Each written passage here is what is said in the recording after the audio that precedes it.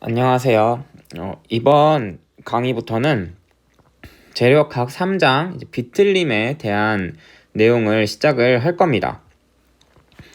재료학에서 우리가 뭘 배우는지 잠깐만 다시 적어보면은, 재료학은 변형체를 다루는 학문이에요. 근데 변형체가 뭐냐면은 힘을 주면은 변형을 한다는 겁니다, 물체가. 근데 우리가 재료학에서 배우는 변형체가 몇 개가 있냐면 총 4개가 있습니다. 축하중을 받는 봉, 그리고 비틀림을 받는 축, 이제 봉이라고 해도 돼요, 여기도. 그리고 굽힘을 받는 보, 그리고 압축을 받는 기둥, 이렇게 4개를 배우는데, 얘가 이제 2장 내용이었습니다. 재료학 2장. 근데 이제 지금부터 배우는 게 여기 3장, 비틀림을 받는 축은 어떻게 변형을 하냐를 배우는 겁니다. 그리고 그 뒤에 이어서 5장, 6장, 그리고 9장까지도 아마 이제 굽힘을 받는 보였던 거 기억하고, 이제 그리고 압축을 받는 기둥도 이제 뒤로 갈수록 배우게 될 겁니다. 3장의 비틀림의 흐름에 대해서 잠깐만 이제 짚고 넘어갈게요. 근데 흐름이 너무 길기 때문에 이제 앞부분에 대한 흐름만 먼저 설명을 해보겠습니다. 재료학 3장의 핵심은 비틀림을 받는 봉의 힘, 응력, 변형률, 변형의 관계를 알아보는 겁니다. 이 4개 있잖아요. 힘, 응력, 변형률, 변형은 얘는 엄청 중요해요. 얘는 재료학에서 사실상 이 4개가 답니다. 재료학에서는. 재료학에서 힘, 응력, 변형률, 변형의 관계를 알아내는 건데, 관계는 다른 말로 하면 뭐냐면 수식입니다. 수식. 힘하고 응력은 어떤 관계가 있고, 응력이랑 변형률은 어떤 관계가 있고, 변형률과 변형은 어떤 관계가 있고, 힘이랑 변형은 어떤 관계가 있고, 이거를 알아보는 게 재료역학의 핵심이고, 3장에서는 3장에서는 비틀림을 받는 봉에 대해 힘, 응력, 변형률, 변형을 알아보겠다는 거다. 근데 그 중에서 비틀림을 받는 봉 중에서 처음 배우는 내용은 우리가 순수 비틀림을 받는 애만 배웁니다. 순수 비틀림. 이게 뭔지는 뒤에 가서 설명을 할게요. 순수 비틀림을 받는 봉에 대해서 설명하는 챕터가 2개예요. 3.2장, 이제 여러분 책에 있는 챕터 기준입니다. 3.2장, 3.3장인데 3.2장에서는 뭘 배우는 거냐면은 변형률과 변형의 관계를 배워요. 변형률과 변형. 핵심이 비틀림을 받는 봉의 힘, 응력, 변형률, 변형의 관계인데, 이 중에서 변형률과 변형의 관계를 배우는 게 3.2장이고 3.3장은 뭐냐? 응력이랑 변형률, 그리고 힘이랑 응력, 그리고 힘이랑 변형에 대해서 배우는 게 3.3장입니다. 그렇게 하면은 이제 순수 비틀림에 대한 내용이 끝나고 3.4장부터는 이제 순수 비틀림이 아닌 상태에서 어떻게 되냐라는 걸 이렇게 배워가는 거예요. 자, 그러면 3.2장부터 이제 시작을 해볼게요. 3.2장 원형봉의 비틀림 변형인데, 여기서 이제 아까 얘기했듯이 변형률과 변형의 관계가 핵심이에요. 근데 그 전에 이제 우리가 비틀림을 처음 배우는 거니까 비틀림이 뭔지를 이제 알아야 됩니다. 먼저 비틀림. 정의는 그 아래 책에 나와 있는 거를 좀 적어봤어요. 봉의 축에 대한 모멘트한 봉의 뒤틀림. 이건 제가 글을 나름대로 정리한 거여서 좀 이해하기 어려울 수 있지만 최대한 이제 설명을 해보겠습니다. 자, 이렇게 일단 봉이 있어요. 두꺼운 봉이 있는데, 이제 봉의 축이 이 단면 중앙에 이렇게 이제 이렇게 뚫고 이렇게 있을 겁니다. 축이. 얘는 이제 따로 그리지 않을게요. 얘에다가 이제 우리가 모멘트를 주는 거예요. 모멘트인데 이제 모멘트가 단면과 평행하게 이렇게 회전을 시키는 겁니다. 이게 뭐랑 똑같은 거냐면은 우리가 빨래 할 때 있잖아요. 빨래. 이제 빨래 바다 같은데 놀러 가서 이제 뭐 바다 근처 샤워실 같은 데서 이제 옷을 갈아입으려고 할 때 옷을 먼저 갈아입고 이제 물에 젖은 옷은 우리가 이렇게 빨래를 이렇게 짜서 물기를 이렇게 털어내잖아요. 그때 이렇게 이렇게 자 바다라고 해놓고 빨래가 이렇게 있어요. 빨래를 우리가 이렇게 꽈배기처럼 이렇게 꽈서 물을 짜잖아요. 이 꽈배기처럼 꺼는 이게 지금 비틀림인 겁니다. 비틀림. 빨래를 이렇게 짜는 게. 그래서 그 지금 비틀림 모멘트를 이렇게 T로 제가 표현을 해 놓은 거예요. 이렇게 이게 바로 이제 정의에 되어 있는 봉의 축에 대한 모멘트입니다. 이게 T예요. 에 의해 봉이 뒤틀릴 건데 뒤틀린다는 건 뭐냐면은 이렇게 돌리면은 자 이쪽도 이렇게 T로 이렇게 양손으로 이렇게 쭉 하고 돌리면은 원래 이 파란 선이 있었다고 해볼게요. 얘는 모멘트를 받기 전에 선인데 얘가 이렇게 돌아갈 거예요. 이 점은 일로 가고 여기 있던 점은 일로 가고 여기 있던 점은 일로 가고 이렇게 꼬일 겁니다. 이렇게 이게 봉의 뒤틀림이에요. 여기 설명 봉의 뒤틀림. 그래서 봉의 축에 대한 모멘트에 대한 봉의 뒤틀림이 지금 이 상황을 말하는 겁니다. T라는 비틀림 모멘트를 줘서 봉이 이렇게 뒤틀리면 얘가 지금 비틀림이라고 부르는 겁니다. 그리고 이 T를 비틀림 모멘트라고 불러요. T. 이 비틀림 모멘트를 우리가 항상 뭐 비틀림 모멘트 막 이렇게 말을 할 수가 없어서 수학적으로 표기를 해줘야 되는데 표기는 이제 이렇게 하시면 됩니다. 봉이 이렇게 있을 때 이렇게 제가 T를 줬어요. 빨래를 이 방향으로 돌렸어요.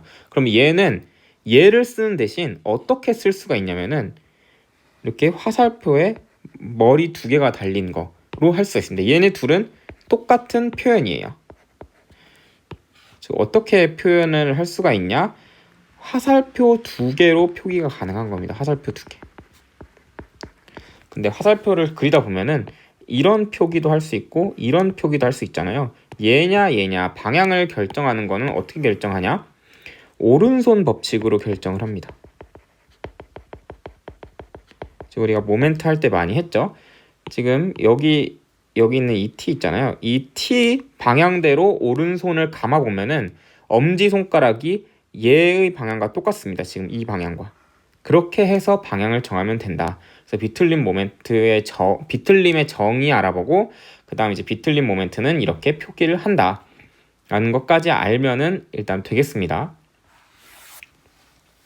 그리고 이제 변형률과 변형 관계를 봐야 되는데 그 전에 이제 또 해야 될 게 먼저 전제를 알아야 됩니다. 전제. 우리가 배울 내용의 전제를 할 건데 앞서 언급했던 것처럼 일단 순수 비틀림에 대해서 이야기를 할 거예요. 순수 비틀림은 두 가지 조건을 만족시키면 됩니다. 첫 번째가 모든 단면이 동일해요. 두 번째가 같은 내부 토크예요. 모든 단면이 동일하다는 거는 자, 얘 이렇게 그릴까요? 이렇게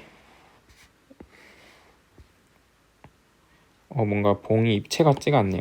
자, 다시 그릴게요. 자, 봉이 이렇게 있어요. 이렇게. 얘는 지금 모든 단면이 동일한 봉입니다.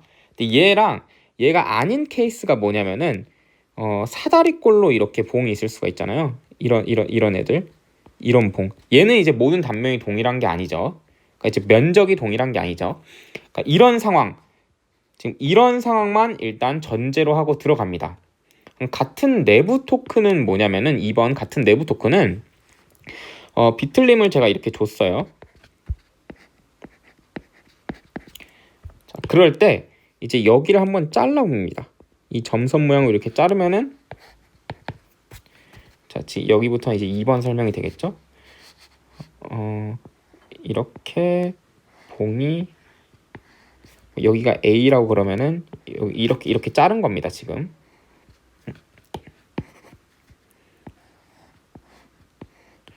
여기도 A였죠. 사실 이제 이 부분과 이 부분이 원래 이제 결합이 되어 있던 거죠. 근데 이렇게 잘라 보면은 T가 이렇게 그대로 작용을 하고 있어요. 근데 지금 이 물체의 관점에서 보잖아요. 얘의 관점에서 T가 이렇게 작용을 하고 있는데 이 물체는 꼭 정지를 하고 있어야만 합니다. 그래서 내력이 작용한다고 보는 건데 그 내력은 이렇게 아마 작용을 할 거예요. 근데 이거는 정력학이랑 재료학을 이제 앞에서 배워왔어야 하는 내용입니다. 사실은 이게 왜 그런지 잘 모르겠다면은 재료학학 1장이나 뭐 2장을 다시 보셔도 되고, 사실 제 생각에는 정력학 6장이랑 7장을 보는 게 이제 가장 도움이 많이 될 것 같아요. 얘도 이렇게 똑같이 T가 있을 겁니다. 중요한 건 뭐다? 이걸 잘랐을 때 이 T가 이 T랑 똑같다는 겁니다. 이제 모든 4개의 T가 똑같아요. 그렇게 여기 어디를 잘라도 항상 내력은 T로 똑같습니다. 그게 바로 이제 같은 내부 토크를 갖는다는 이야기예요. 근데 이 순수 비틀림을 전제하면 뭐가 좋냐면은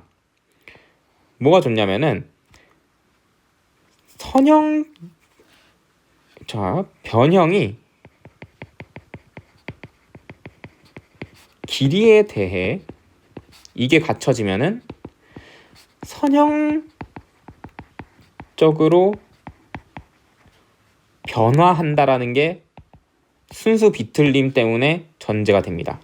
일단 얘는 지금은 정확히 무슨 얘기인지 설명을 안 할게요. 일단 이런 내용이 있었다라는 것만 좀 알아주세요. 뒤에서 설명을 할 겁니다. 근데 아마 다음 강의가 될 수도 있을 것 같아요. 변형이 길이에 대해 선형적으로 변화하는 건 매우 중요한 건데 이게 순수 비틀림을 전제해야지 생긴다.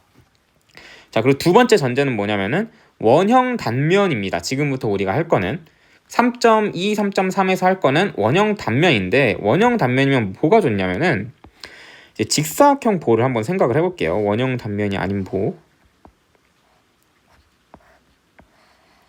얘가 이제 비틀림을 받아요. 비틀림을 이렇게 받는다고 해볼게요. 이렇게 받으면은 이제 원래는 직사각형 보가 이렇게 있었겠죠? 단면이에요. 근데 얘가 변화를 할 거잖아요. 빨래가 꼬이듯이 막 이렇게 꼬이면은. 근데 얘는 뭐 모양이 어떻게 될진 정확히 모르겠지만 직사각형은 일단 아닐 겁니다. 모양이 되게 이제 이상하게 뭐 그려지겠죠. 뭐 단면이 비틀림을 받으면은. 근데 만약 원형 단면이라면은 원형 단면이 이렇게 비틀림을 받는다면 원형 단면은 그대로 원형 단면이 됩니다. 아, 근데 너무 못 그렸다. 자, 원형 단면은 그대로 원형 단면이 됩니다. 물론 만약 제가 비틀림 받기 전에 이렇게 검은색 펜으로 칠해놨다면 이 검은색 펜은 이렇게 될 겁니다. 분명히. 하지만 모양은 유지가 되고요. 그리고 또 뭐가 중요하냐면은 그대로 반지름이 직선으로 남아 있습니다. 즉 이렇게 여기 있죠? 여기 제가 이렇게 써놨던 이 검은색이 그대로 직선 형태로 이렇게 남아 있고 단면도 동그라미로 그대로 남아 있을 거라는 거예요. 원형 단면이면. 그래서 원형 단면의 이제 특징이 뭐냐? 변형 후 모양이 유지되고요. 반지름이 그대로 직선으로 남아 있습니다. 이게 중요합니다. 그래서 좀 이렇게 난잡하게 설명이 돼 있지만 요약을 해보자면은 우리가 지금부터 다룰 내용들은 순수 비틀림에 한해서만 배우고, 순수 비틀림은 형광펜으로 쳐볼게요. 순수 비틀림에 대해서만 다루고, 순수 비틀림 때문에 나오는 결과가 뭐냐? 변형이 길이에 대해 선형적으로 변화한다. 근데 이건 뒤에서 설명을 할 거고, 또 두 번째 전제는 원형 단면만 할 겁니다. 원형 단면은 변형 후 모양이 유지되고 반지름이 직선인 성질 때문에 원형 단면부터 이제 다루기 시작하는 겁니다. 이제 굳이 더 중요한 걸 뽑자면 반지름 직선이 조금 더 중요하긴 합니다. 원래는 변형률과 변형을 한번 다뤄보려고 했는데 이번 강의에서 여기까지 다루면은 영상 길이가 너무 길어질 것 같아서 이제 이거를 설명을 한번 해보겠습니다. 그 변형이 길이에 대해 선형적으로 변화한다 라는 말이 무슨 말인지 한번 이제 설명을 해 볼게요. 일단 한번 앞에 있는 내용을 그대로 써볼게요. 우리 이제 순수 비틀림을 받는 애만 다루는데, 순수 비틀림을 받는다의 이제 조건 두 개가 뭐냐? 동일 단면 플러스 이제 같은 내부 토크입니다. 이렇게 받는다면 이제 길이와 변형이 선형적으로 변화한다는 거예요. 길이에 따른 변형이. 이게 무슨 얘기인지 이제 설명을 해보겠습니다. 이제 한번 일단 봉을 그려볼게요. 이런 애가 있어요. 얘는 이제 단면이 동일하고 같은 내부 토크가 이제 작용한다고 가정을 할게요. 여기 T, 여기 T가 이렇게 작용하면 같은 내부 토크가 작용을 하겠죠? 자, 원래 기준선이 이렇게 있었다고 해봅시다. 얘가 변형 전에 이 선 모양이었어요. 근데 얘는 이제 T 양쪽에 T를 주게 되면 어떻게 변화를 하냐? 이렇게 변화를 할 겁니다. 얘가 지금 선형적 변화라는 거예요. 그러니까 길이에 따른 변형은 뭐냐면은 지금 이쪽이 길이 방향이죠. 이 길이가 만약 길이가 1 이동했을 때 변형이 3 일어났다면은 2 이동하면 6이 일어나야 되는 거예요. 그러니까 이 비율이 똑같이 유지되게 변화를 한다는 겁니다. 자, 다시 한번 이제 설명을 해볼게요. 그림을 얘 잠깐 지우고 왜 이렇게 되는지 한번 설명을 해보겠습니다. 자, 잠깐 여기 점선 부분을 잘라가지고 이 부분이 비틀리면은 이렇게 비틀렸겠죠? 이런 식으로 비틀렸을 겁니다. 근데 만약에 이 지점부터 토크가 갑자기 여기 얘 토크가 막 50이었는데 갑자기 토크가 100이었다고 해봅시다. 100. 갑자기 내부 토크가 100으로 변해요. 그러면은 50일 때 이런 직선을 유지하면서 바뀌었단 말이죠. 그럼 100일 때도 이런 직선을 유지하냐? 그게 아니라는 거죠. 100이면은 더 센 힘을 줬으니까 더 많이 비틀릴 거예요. 이런 식으로. 그러면은 직선이 유지가 안 됩니다. 그래서 같은 내부 토크가 유지가 된다면 계속 직선으로 이렇게 변화를 한다는 거예요. 만약에 뭐 100이라면은 50이었던 게 갑자기 이렇게 막 비틀리기도 시작하고 막 토크가 약해지면은 이렇게도 비틀렸다가 이렇게 반복한다는 거죠. 이제 같은 내부 토크가 아니라면. 그리고 이제 단면의 크기가 변해도 이제 똑같이 변하지는 않을 겁니다. 그래서 순수 비틀림일 때 길이 변형이 선형적으로 변한다는 게 무슨 얘기냐면은 같은 힘을 줬고 대상이 똑같기 때문에 변화량이 같다는 겁니다. 아직 이제 내용을 이건 제가 좀 설명을 난잡하게 하긴 했지만 한번 고민을 해보세요. 동일 단면의 같은 내부 토크일 때 이 길이가 이제 선형적으로 변화한다. 즉 이렇게 대각선이 되게 변화한다는 게 무슨 말인지 고민을 해보셨으면 좋겠습니다. 그래서 이게 우리가 앞으로 수업할 내용의 전제 중 하나였고 나머지 하나 이제 원형 단면이 형상이 유지가 되고 반지름이 직선을 유지한다라는 것까지 이번 강의에서 한 거고 이제 다음 강의에 변형률과 변형 진짜 재료학의 핵심이죠. 그거를 한번 다뤄보도록 하겠습니다. 감사합니다.